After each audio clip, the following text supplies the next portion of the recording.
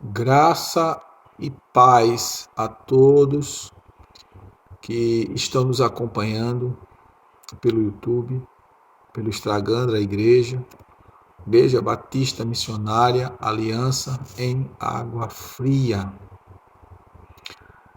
Pastor Silvio, mais uma vez, pela bondade de Deus, que nos concede a oportunidade de poder estar aqui e trazer para você uma palavra de conhecimento, uma palavra de ensino, a fim de que você possa viver bem e viver melhor. Hoje nós iremos iniciar uma série falando sobre o Espírito Santo no controle do nosso temperamento, ou seja, temperamentos controlados pelo Espírito Santo. Esse é o tema do nosso assunto hoje e nos vídeos que iremos fazer posteriormente. Queremos neste momento pedir a você que pegue papel, lápis e principalmente a sua Bíblia, a fim de que você possa anotar algumas informações que você achar importante e também anotar os textos bíblicos, os versículos bíblicos, tá certo? Então vamos lá. Vamos iniciar hoje nossa videoaula falando sobre temperamento controlado pelo Espírito Santo. O nosso desejo, através desses vídeos, é fortalecer todo cristão, ensinando a ele a se conhecer, a saber um pouco mais sobre si mesmo, diante daquilo que a palavra de Deus ela nos ensina. Então, abra sua Bíblia no capítulo 7 e o versículo 18 da carta do apóstolo Paulo aos Romanos. Nós vamos ler do versículo 18 até o versículo 20. Então você poderá acompanhar conosco essa leitura bíblica. O apóstolo Paulo diz assim: Eu sei que em mim, isto é, na minha carne, não habita bem algum. Com efeito, o querer está em mim, mas não consigo realizar o bem. Pois não faço o bem que quero, mas o mal que não quero, esse faço. Ora, se eu faço o que não quero, já não o faço eu, mas o pecado que habita em mim.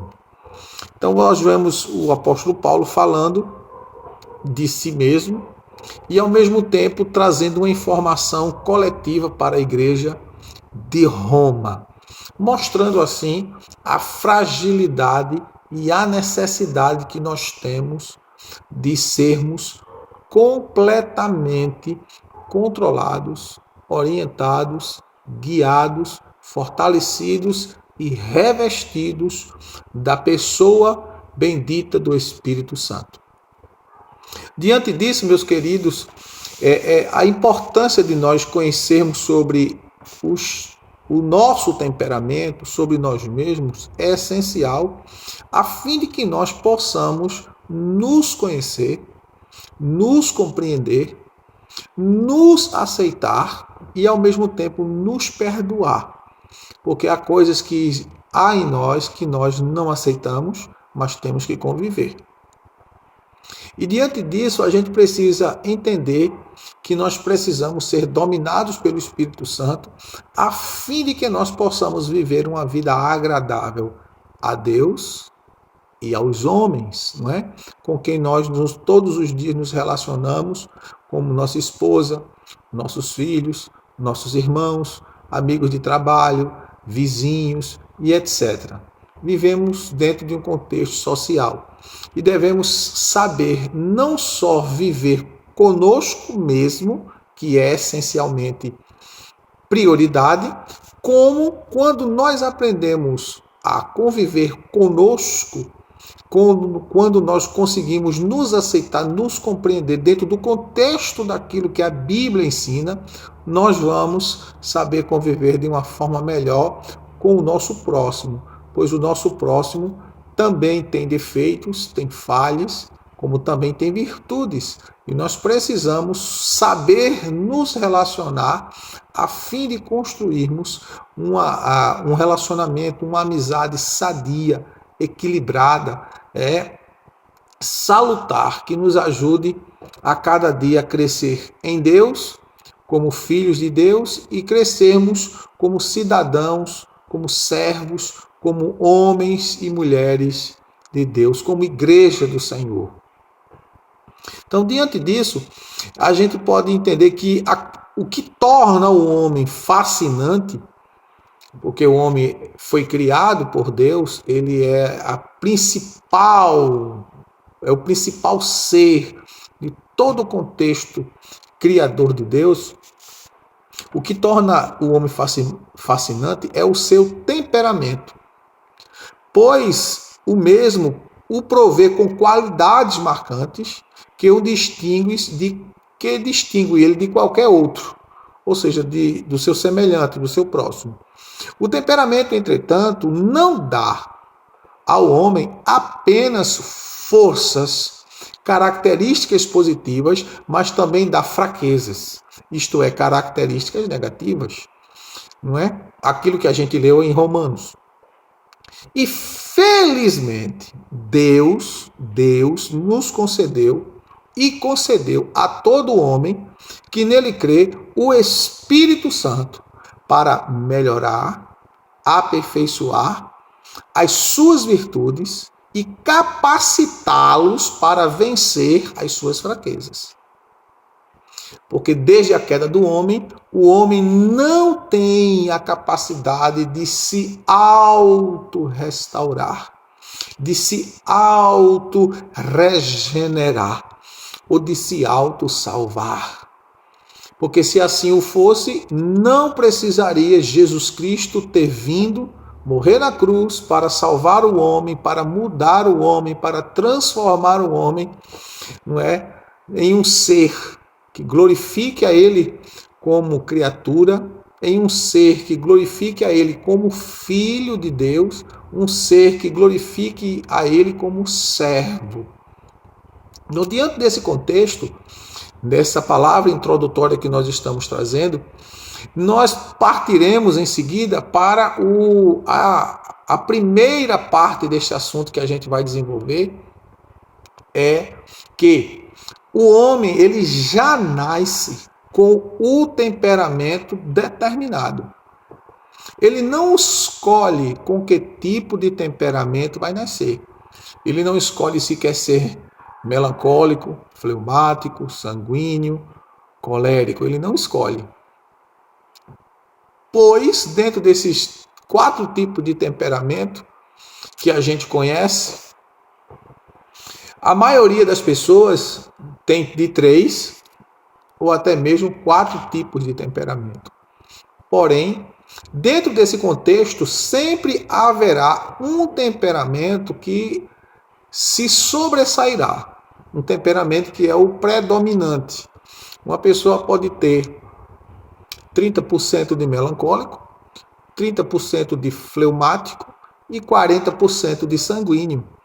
Então, diante do percentual que mais predomina na vida do ser humano, é aquele que vai se destacar, que vai revelar as qualidades, as coisas positivas, as coisas boas do temperamento predominante, como também vai mostrar, vai revelar, vai manifestar as coisas negativas do temperamento predominante. Diante disso, o ser humano ele já nasce com esse tipo com o temperamento. Ele não escolhe que tipo de temperamento ele quer ter. E diante disso, é importante que nós conheçamos esses tipos de temperamento, porque isso ajudará a nós nos conhecermos melhor e também facilitará, dentro do contexto da nossa vida social, em família, em sociedade e em todos os setores da nossa vida, isso nos dará condições de nos autoavaliarmos e, ao mesmo tempo, fazermos a confrontação de quem nós somos, como um ser caído, porque o homem caiu, não é? Conforme nos relata, se você está com a sua Bíblia aberta, não deixe de conferir conforme relata Paulo em Romanos, capítulo 5, versículo 12. O apóstolo Paulo diz assim: pelo que, como por um homem entrou o pecado no mundo, e pelo pecado a morte, e assim também a morte passou a todos os homens, porque todos pecaram. Então, além dessa questão do tipo de temperamento que nós já nascemos com ele, tem a questão do pecado herdado, porque assim como por um homem entrou o pecado no mundo, no caso através de Adão, e pelo pecado a morte, assim também a morte passou a todos os homens, porque todos pecaram. Então nós herdamos o pecado do nosso primeiro pai, Adão, que é o pai de todos os homens. É a matriz de todos os homens. Então, por meio dele, nós herdamos o pecado original. E esse pecado atrelado àquilo que já está em nós quando nascemos, além de nascermos em pecado, como disse o salmista Davi no Salmo 139, em pecado concebeu-me a minha mãe. Então nós já nascemos pecadores, independente da faixa etária de idade. Agora existe, evidentemente, as fases, né? Fase da inocência e fase da consciência. E diante disso, quando nós já nascemos com a herança do pecado, nascemos também com um temperamento determinado. Um tipo de temperamento determinado. E os temperamentos que nós herdamos são os temperamentos que vêm dos nossos pais, pai, mãe, avós e etc. Além daquele que nós herdamos por sermos um ser único. Mesmo que eu ou qualquer outra pessoa tenha irmãos ou tivéssemos irmãos gêmeos, mesmo que fôssemos gêmeos da mesma placenta, nós seríamos indivíduos particulares. Seríamos pessoas diferentes, porque temos digitais diferentes. Podemos ser parecidos no aspecto físico, mas somos diferentes em muitas outras questões. Então, diante disso, é importante, não só eu, como você, como cristão, como filho de Deus, como servo de Deus, conhecer um pouco sobre si. E dentro dessa questão, a palavra de Deus ela nos informa que além de nós termos nascido no pecado, debaixo do pecado, esse pecado nos leva à morte física e também à morte eterna. Porém, quando nós procuramos nos conhecer e sabermos quem somos, nós temos uma maior probabilidade de superarmos as insatisfações que há em nós. Quantas pessoas que estão vivendo nesse mundo e não estão satisfeitas consigo mesmo? Pessoas, uma que não gosta do cabelo, outra que não gosta do corpo, outra que não gosta da cor da pele, da cor dos olhos, não gosta do seu jeito de ser, não queria ser daquele jeito, queria ser de outro. E muitas vezes isso é um conflito contínuo na vida do ser humano, que muitas vezes o leva a estar em estado de depressão, de isolamento, de automutilação, e pode levar até ao suicídio. Então, diante disso, a necessidade de nós compreendermos a nós mesmos, além dessa questão, compreendermos aquilo que Deus nos fala através da sua palavra. Como eu disse há minutos atrás, nós não escolhemos com que tipo de temperamento nós vamos nascer. Nós simplesmente nascemos com ele. E dentro desse contexto, você sabe o que é certo e o que é errado. Mas, ao agir, é incapaz de se controlar. Na maioria das vezes, acaba fazendo e dizendo o que não queria. tanto faz como diz o que não queria dizer. E você muitas vezes diz assim, por que eu fiz isso? Por que eu disse isso? Eu não deveria ter dito. Isso é uma característica do seu temperamento. Mas o colérico e o sanguíneo que tem esse tipo de comportamento. E diante disso, você poderá se ajudar conhecendo a palavra de Deus. Porque a palavra de Deus, como o apóstolo Paulo fala em Colossenses capítulo 3, verso 16, o apóstolo Paulo diz que a palavra de Cristo habite em vós abundantemente.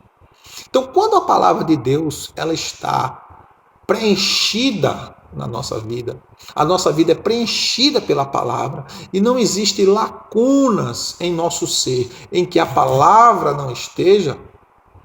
Quando isso acontece, nós temos a possibilidade de vivermos e vencermos o nosso dia a dia, de superarmos as intempéries dos nossos relacionamentos, sejam eles nos nossos relacionamentos, no caso marido e mulher, nos amigos de trabalho, nos irmãos da igreja, com os vizinhos.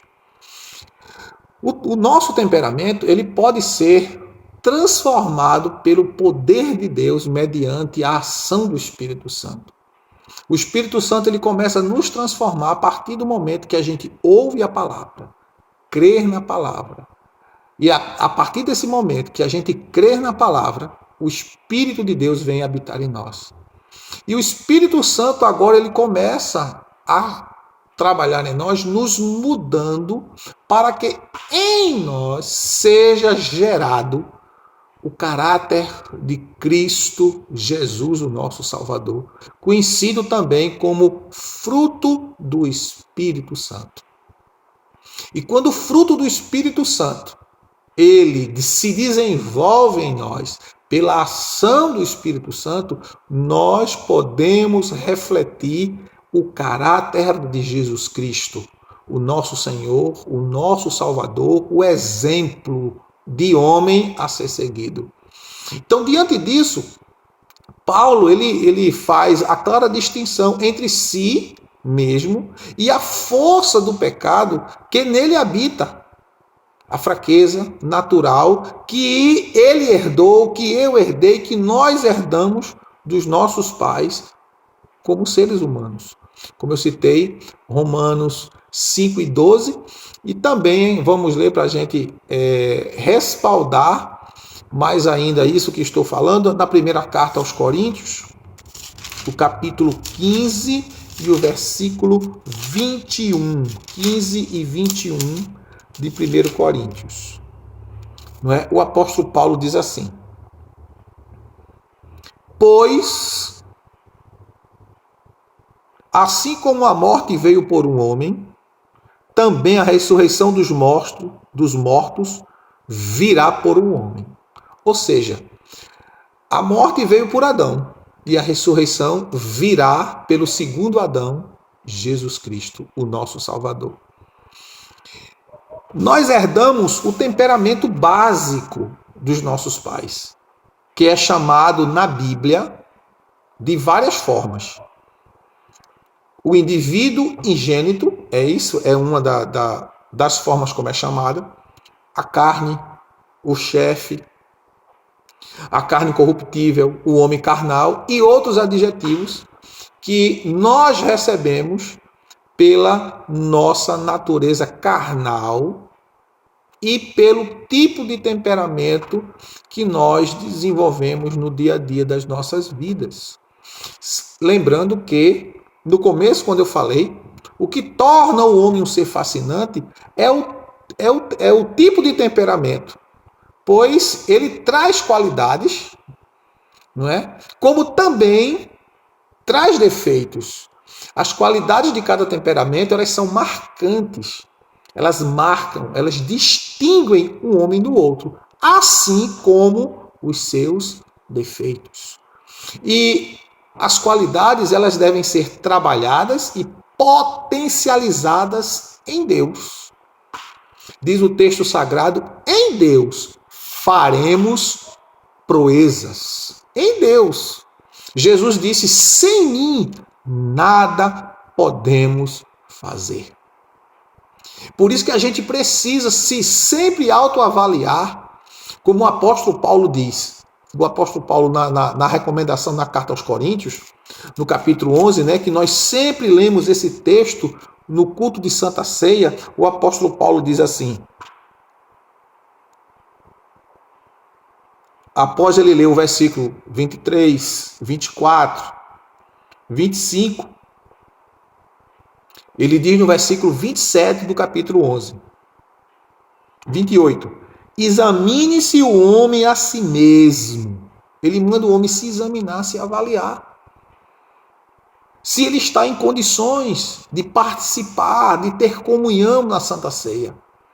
Porque a Santa Ceia do Senhor é um ato de comunhão entre todos os cristãos que se reúnem para comungar, para professar. E essa comunhão, ela deve ser, antes de ser com Deus, ela tem que ser com o seu próximo. Porque nós não podemos ter comunhão com Deus se não tivermos com o nosso próximo.